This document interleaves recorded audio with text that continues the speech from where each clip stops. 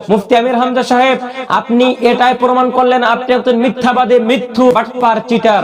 আপনারা তাফসীর মাহফিল নাম দিয়ে আপনারা মিথ্যা কথা বলেন। আপনারা সকলে মুফতি আমির হামজা সাহেবের এই মিথ্যা বক্তব্যটি লক্ষ্য করছেন অবশ্যই।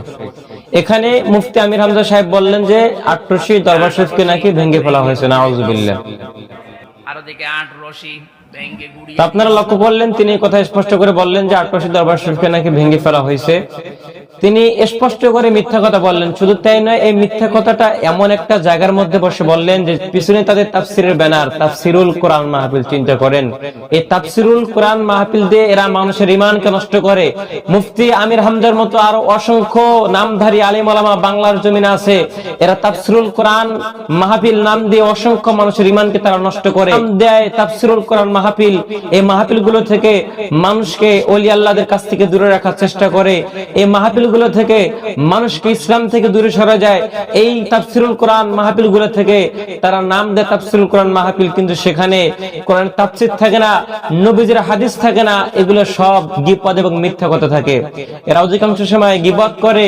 এবং শুধু তাই নয়, আপনারা একটু লক্ষ্য করলেন যে এত বড় একটা মাহফিলের মধ্যে তিনি স্পষ্ট করে মিথ্যা কথা বললেন।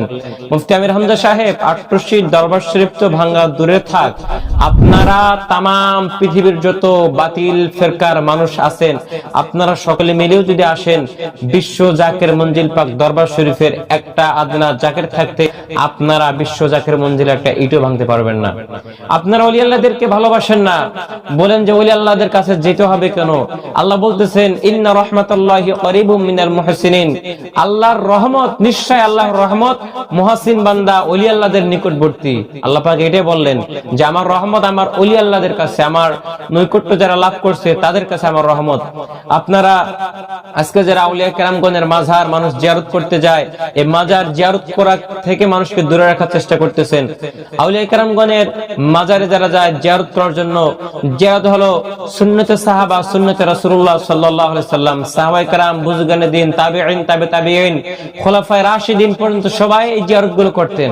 আজকে আপনারা কারা যে জিয়ারতকে আপনারা নিষিদ্ধ করতে চান বাংলার জমিনে? মনে রাখবেন, এই বাংলাদেশের জমিনে আল্লাহর ওলিগণ ইসলাম আছে।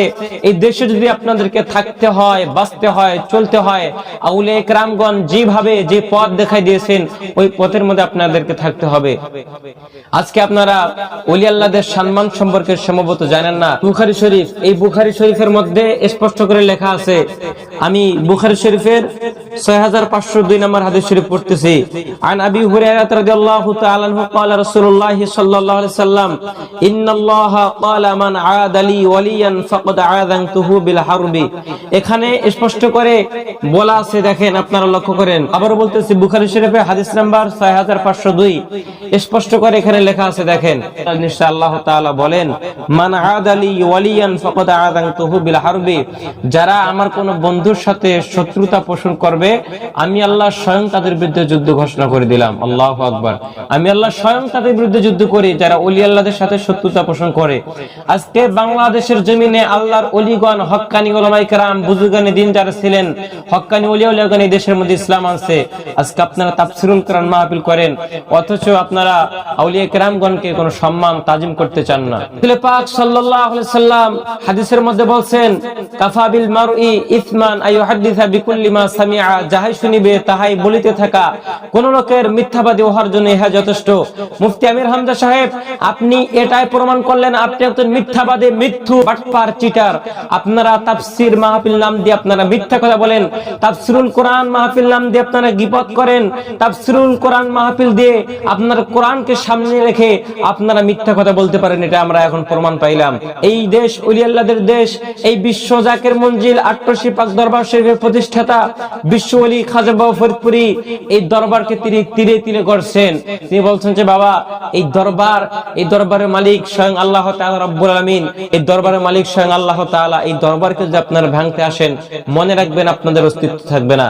যে বা যাহারা বিশ্ব জাকের মঞ্জিল পাক দরবার শরীফ নিয়ে সমালোচনা করতেছে, আন্দাজে না জেনে না বুঝে কথাবার্তা বলতেছে, এবং বিশ্ব জাকের মঞ্জিল পাক দরবার শরীফকে যারা ভাঙচুর করতে চায় ইনশাআল্লাহ এদের কোনো অস্তিত্ব থাকবে না, অতি তাড়াতাড়ি এদের অস্তিত্ব বিলীন হয়ে যাবে। মুফতি আমির হামজা সাহেব, আপনাকে আমরা সময় দিয়ে দিলাম, আপনি তওবা করেন।